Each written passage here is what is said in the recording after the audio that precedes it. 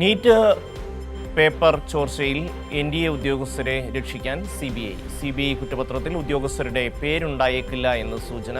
പരീക്ഷാ പേപ്പർ തയ്യാറാക്കാൻ കരാർ നൽകിയ അധ്യാപകരിലേക്ക് മാത്രം അന്വേഷണം ഒതുക്കാനാണ് നീക്കം. ഫെമിന ചേരുകയാണ്.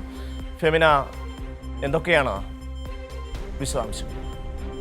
ഈ നീറ്റ് പരീക്ഷാ പേപ്പർ ചോർച്ചയുമായി ബന്ധപ്പെട്ട CBI അന്വേഷണം ഇപ്പോൾ പുരോഗമിക്കുന്നതിനിടെയാണ് ഈ കുറ്റപത്രത്തിൽ ഈ NTA ഉദ്യോഗസ്ഥരുടെ പേരുണ്ടായിരിക്കില്ല, അല്ലെങ്കിൽ അന്വേഷണം അവരിലേക്ക് എത്തില്ല എന്ന ഒരു സൂചന ഇപ്പോൾ NTA വൃത്തങ്ങളിൽ നിന്നും വ്യക്തമാകുന്നത്. കേസിൽ ഇതുവരെ അറസ്റ്റ് ചെയ്യപ്പെട്ട 13 പേരും സ്വകാര്യ വ്യക്തികളാണ്. നേരത്തെ ഈ പരീക്ഷാ പേപ്പർ തയ്യാറാക്കിയ മൂന്ന് അധ്യാപകരെയും CBI അറസ്റ്റ് ചെയ്തിരുന്നു. PV കുൽക്കർണി, മനീഷ് മന്ധാരെ, അതുപോലെ തന്നെ മനീഷ് ഹവാൽദാർ തുടങ്ങിയവരെ നേരത്തെ CBI അറസ്റ്റ് ചെയ്തിരുന്നു.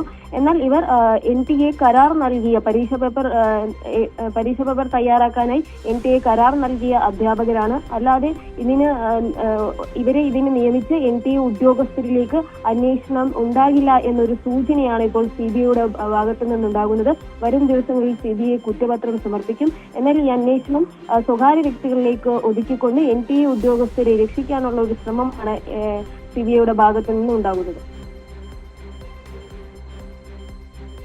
ഫെമിനിയാണ് വിശദാംശങ്ങൾ നൽകിയത്.